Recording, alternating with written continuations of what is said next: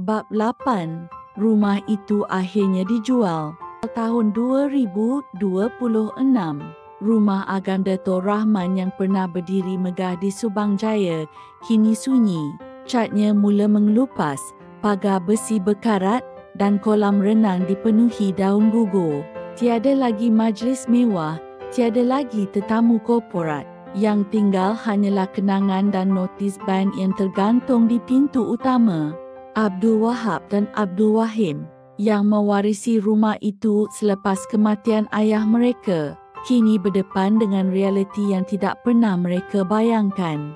Hutang perniagaan yang gagal, pinjaman peribadi yang tidak terbayar, dan gaji hidup yang tidak pernah disesuaikan dengan kemampuan. Semuanya menjerat mereka. Mereka tidak mampu lagi untuk menggaji orang gaji, tukang kebun dan pemandu peribadi.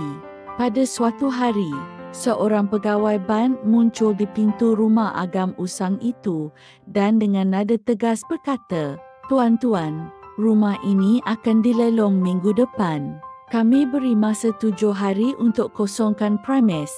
Nasib dua Abdul. Abdul Wahab tidak mampu menerima kenyataan. Dia masih berpakaian kemas walaupun rambut kusut masai dan berjambang.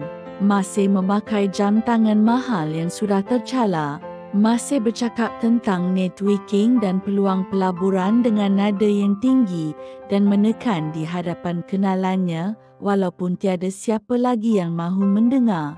Dia mula bercakap sendiri, menulis pelan perniagaan di atas kertas surat khabar dan mengulang-ulang nama ayahnya seolah-olah itu masih memberi kuasa kepadanya. Abdul Wahab bermonolog di dalam hati.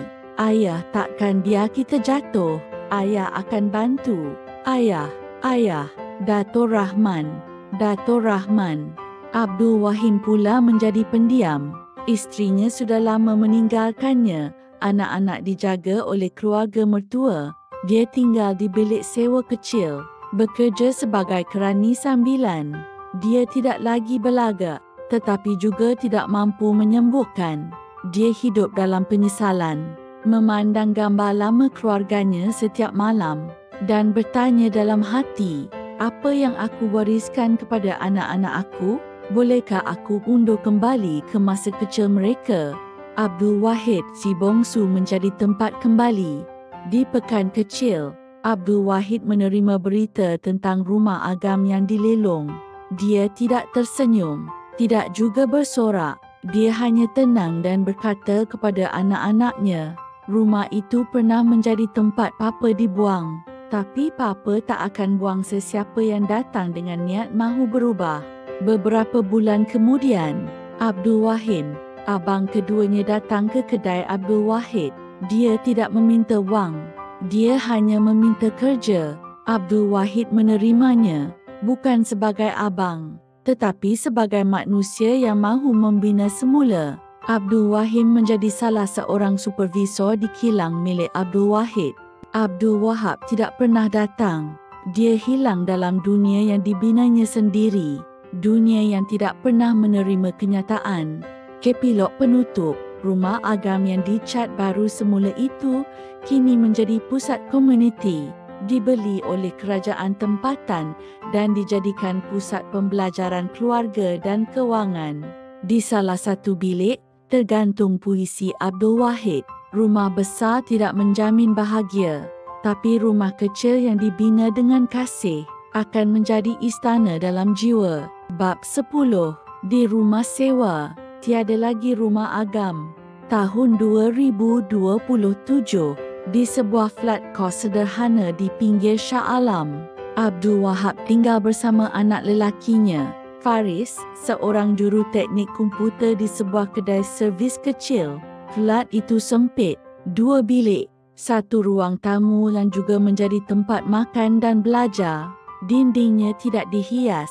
Hanya ada rak buku kecil dan kipas berdiri yang berputar perlahan. Abdul Wahab duduk di kerusi yang berbunyi setiap kali dia bergerak. Rambutnya sudah putih sepenuhnya, wajahnya berkedut dan matanya sering kosong. Dia tidak lagi memakai jam tangan emas, tidak lagi berbicara tentang saham atau tender. Dia hanya diam, memandang keluar tingkap yang menghadap padang kecil. Faris baru pulang dari kerja.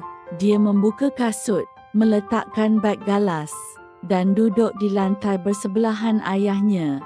Faris bertanya perlahan, "Ayah makan tak hari ni?" Abdul Wahab, "Tak lapar, Faris. Ayah nak saya masak nasi goreng." Abdul Wahab menggeleng. "Dulu ayah ada tukang masak, ada orang gaji.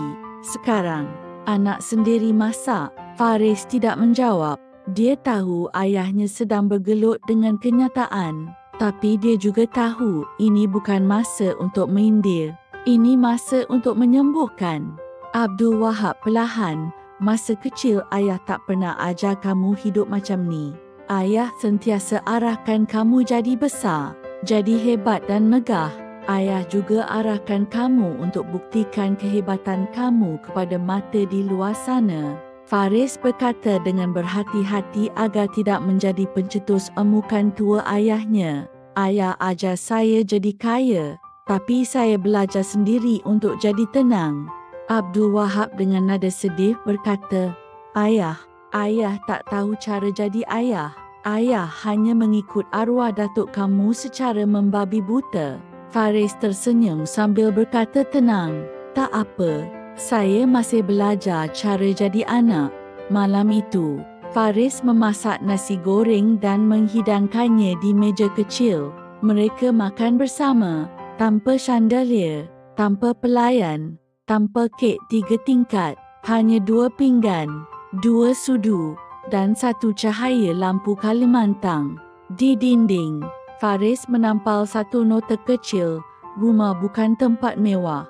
Rumah adalah tempat orang yang mahu berubah." Abdul Wahab membaca nota itu lama, dan untuk pertama kali dalam bertahun-tahun, dia menangis. Bukan kerana kehilangan harta, tetapi kerana menemui kasih yang tidak pernah dia beri. Bersambung ke bab yang akan datang.